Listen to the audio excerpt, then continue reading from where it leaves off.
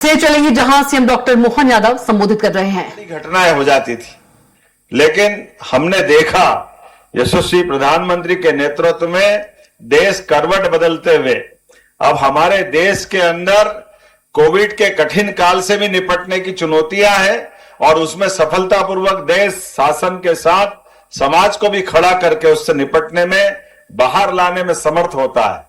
उतना ही नहीं, और आगे बढ़ते हुए जिस प्रकार का अपना ऋतुओं का चक्र है, प्राकृतिक आपदाएं हैं, बाढ़ हो, भूस्खलन हो, अग्नि की कोई घटना हो, राहत बचाव के कोई घटनाक्रम चल रहा हो, और आपके साथ तो बाढ़ के साथ सर्पदंश की घटना की भी ये जो आपके बारे में जो मैंने ध्यान दिया है, ये ट्रेनिंग दी। यद्यपि ये बात सही 1968 में केवल 4 जिले, बाद में 5वां जिला कटनी जोड़ा था। वो 7,500 वॉलंटियर्स को जोड़ करके जब ये प्रारंभ की यात्रा, तो आज मुझे इस बात की प्रसन्नता 82,000 से ज्यादा नागरिक वॉलंटियर्स आपके बीच में तैयार हुए हैं।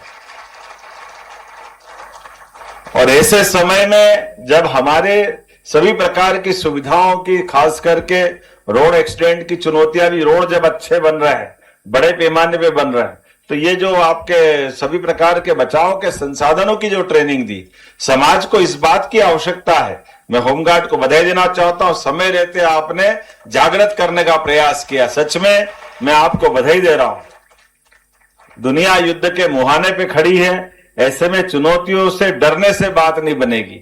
हम तो अपने विक्रमादित्य की वीरता वाले लोग हैं। कल गुड़ी पड़वा का पावन पर्व भी है, और जहां डर है वहां मौत है, और जहां निडर है वहां जीवन है। और जीवन को जीवन की तरह रखने के लिए आपके माध्यम से ये जो हमारी बेटियों ने अपना पराक्रम पुरुषार्थ दिखाया, जोरदार अभिनंदन करें।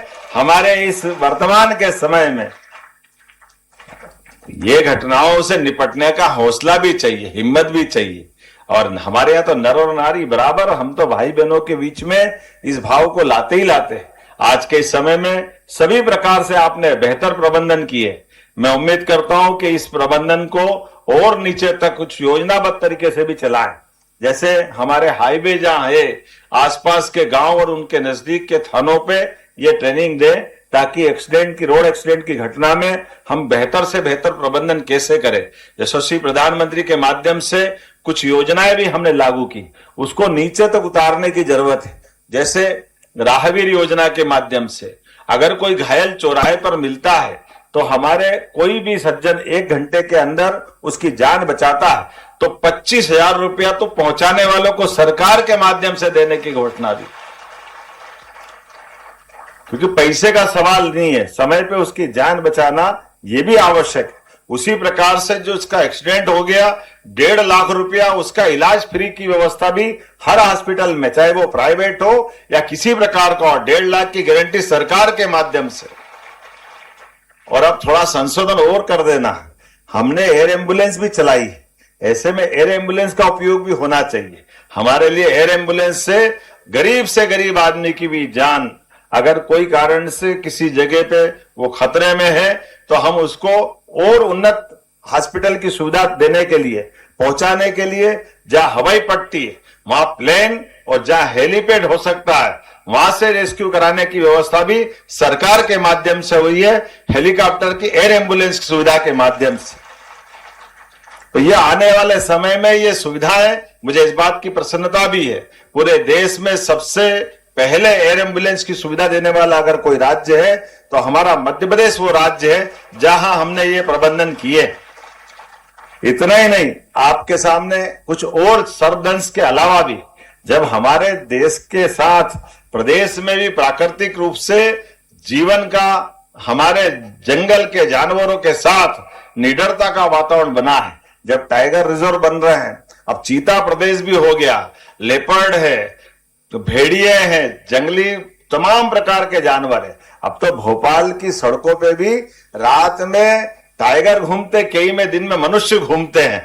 भोपाल तक टाइगर आ गए हैं। ऐसे में वन्य जीव प्रबंधन के लिए हमारे इस प्रकार के जीवन में नागरिक सुरक्षाओं के इस प्रकार के ट्रेनिंग भी दे दें, ताकि भविष्य में कई सारे प्रकार से होने वाली चुनौतियों का सफलता के साथ मुकाबला कर सके।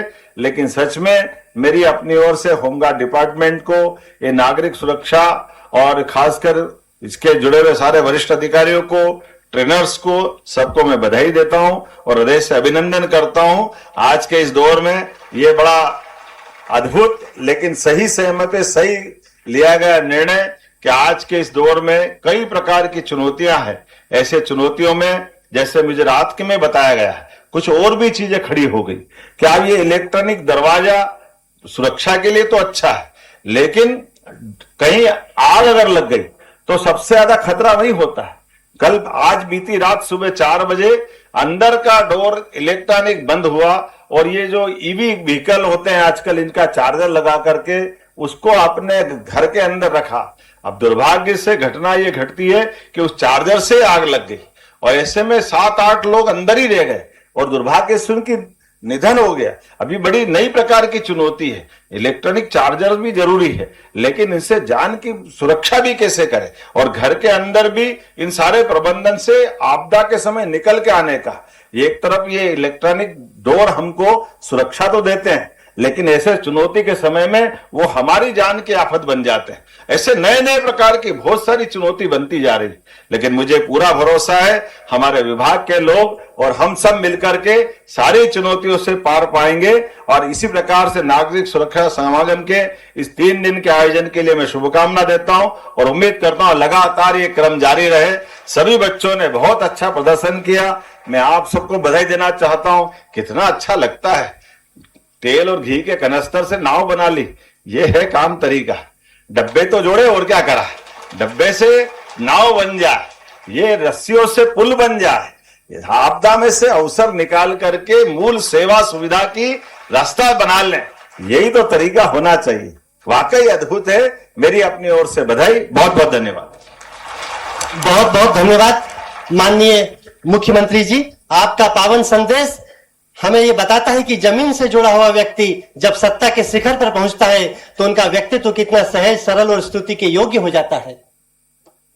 माननीय मुख्यमंत्री जी महोदय के मुख से निकला एक एक शब्द प्रेरणादायी और जन जन को ऊष्मा, सेवा और समर्पण के भाव से भर देने वाला है। अब पुस्तिका का विमोचन, सिविल डिफेंस पुस्तिका का विमोचन माननीय मुख्यमंत्री जी के करकमलों से यहां होने जा रहा है। माननीय मुख्यमंत्री महोदय ने होमगार्ड परिवार के प्रति जो अजस्र स्नेह और प्यार दर्शित किया है, हम उनके अत्यंत ऋणी हैं।